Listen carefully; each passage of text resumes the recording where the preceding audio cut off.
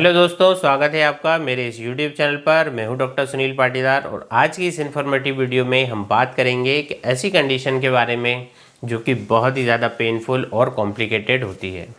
दोस्तों, आज का हमारा टॉपिक है पोस्ट हर्पेटिक न्यूरेल्जिया। दोस्तों, ये एक ऐसी प्रॉब्लम है जो कि ज़्यादातर उन लोगों को होती है जो कि सिंगल्स यानी कि हर्पीज़ जोस्टर का एक्सपीरियंस कर चुके हैं।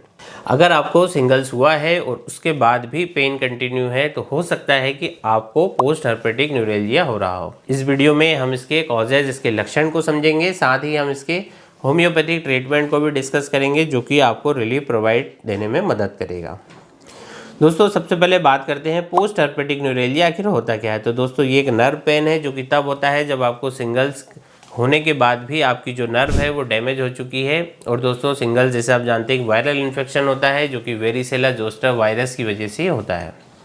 ये जो वायरस है ये वही वायरस है जो कि चिकन पॉक्स का भी कारण बनता है। चिकन पॉक्स होने के बाद ये जो वायरस है आपकी बॉडी में डोरमेंट अवस्था में छुप जाता है, लेकिन दोस्तों जब आपका इम्यून सिस्टम वीक होता है तो ये जो वायरस है फिर से एक्टिव हो जाता है और सिंगल्स का कारण बनता है।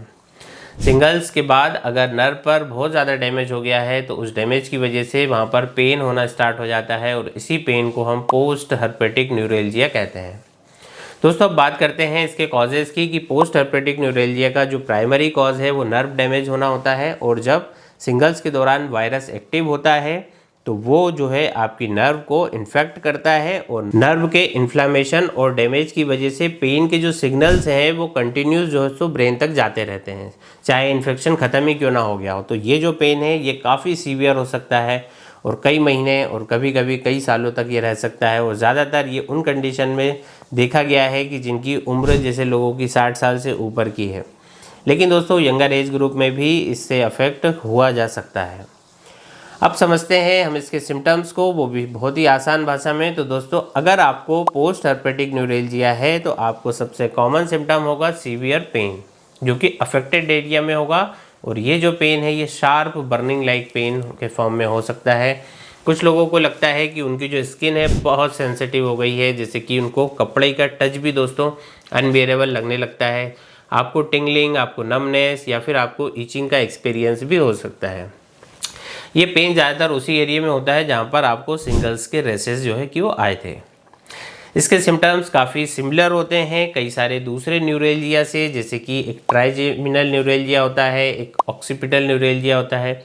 तो ट्राइजेमिनल न्यूरेल्जिया दोस्तों फेस की जो नर्व है इनको अफेक्ट करता है और इसमें भी आपको शार्प स्टेबिंग टाइप का पेन होता है। एक होता है ऑक्सीपिटल न्यूरेल्जिया जो कि नेक और हेड की नर्व को अफेक्ट ये करता है और इसमें भी बहुत ज़्यादा सीवियर हेडेक या फिर नेक पेन आपको होता है। लेकिन जो पोस्ट हर्पेटिक न्यूरेल्जिया है इसका रिलेशन डायरेक्टली सिंगल्स से होता है कि जो इसे यूनिक बनाता है। अब हम बात करते हैं पोस्ट हर्पेटिक न्यूरेल्जिया की कुछ इफेक्टिव होम्योपैथिक ट्रीटमेंट की। तो दोस्तों, होम्योपैथी एक नेचुरल और एक सेफ अप्रोच होता है जो कि आपको लॉन्ग टर्म रिलीफ देता है। सबसे पहले जो मेडिसिन है इस कंडीशन में दी जाती है वो है दोस्तों एसिड नाइट्रिक 30 कि अगर आपको पेन के साथ साथ बर्निंग सेंसेशन और सेंसिटिविटी हो रही है और आपको ऐसा लगता है कि जो अफेक्टेड एरिया है बिल्कुल रॉ और इरिटेट हो रहा है, तो दोस्तों वहाँ पर एसिड नाइट्रिक 30 आपके लिए इफेक्टिव होगी। इस मेडिसिन को आपको लेना है 2 बूंद सुबह 2 बूंद रात को, जब तक कि आपको रिलीफ ना मिल जाए। ये स्पेशली उन केसेस में हेल्पफुल है जहाँ पर नर्व का जो डैमेज है बहुत ही सीवियर हो गया है और पेन जो है वो कंटिन्यूस बना हुआ है। तो आप ऐसे में 2-2 ड्रॉप डायरेक्टली ऑन टंग इसे ले सकते हैं।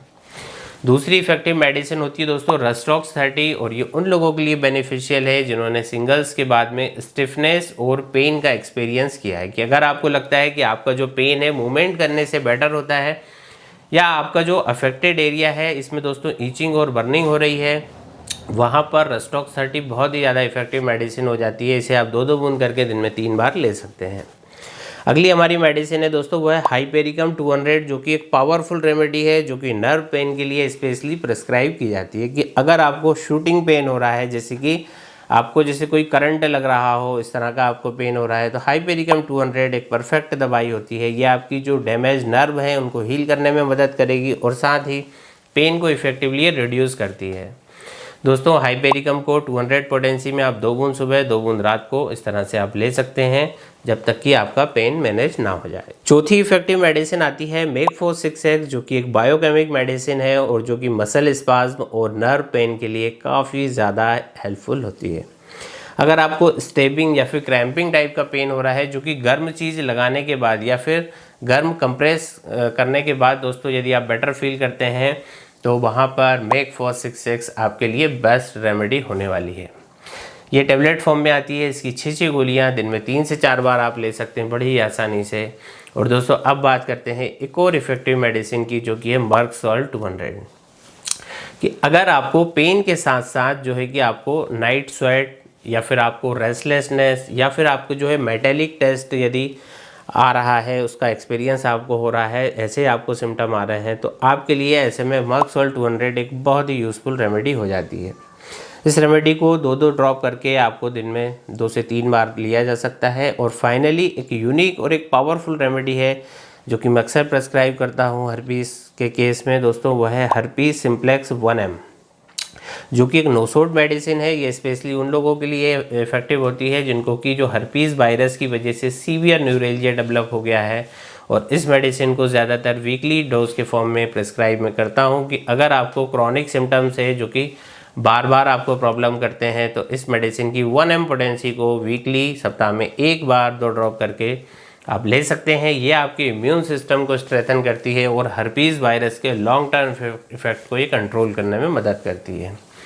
दोस्तों होम्योपैथिक मेडिसिन का सिलेक्शन हमेशा आपके सिम्टम्स और आपकी बॉडी टाइप के हिसाब से किया जाता है। तो अगर आपको मॉर्निंग के टाइम पर ज़्यादा ही समस्या होती हैं तो ऐसे में आप एसिड नाइट्रिक, मर्कसॉल ऐसी दवाइयाँ आप ले सकते हैं। और अगर आपको रात के समय ये पेन ज़्यादा होता है तो आप रस्टॉक्स और हाइपेरिकम की तरफ जा सकते हैं दोस्तों। और मेक-फोर्स तो इसमें हमेशा ही काम करती है जहाँ पर कि आपको स्टेबिंग या फिर क्रैम्पिंग टाइप का पेन है।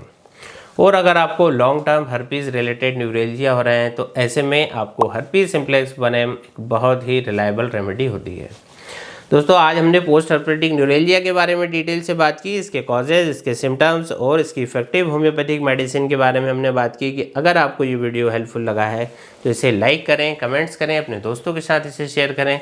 और दोस्तों अगर आपको कोई भी डाउट है या फिर आप हमसे डायरेक्ट कंसल्टेशन लेना चाहते हैं तो नीचे दिए गए व्हाट्सएप नंबर पर आप हमसे संपर्क कर सकते हैं।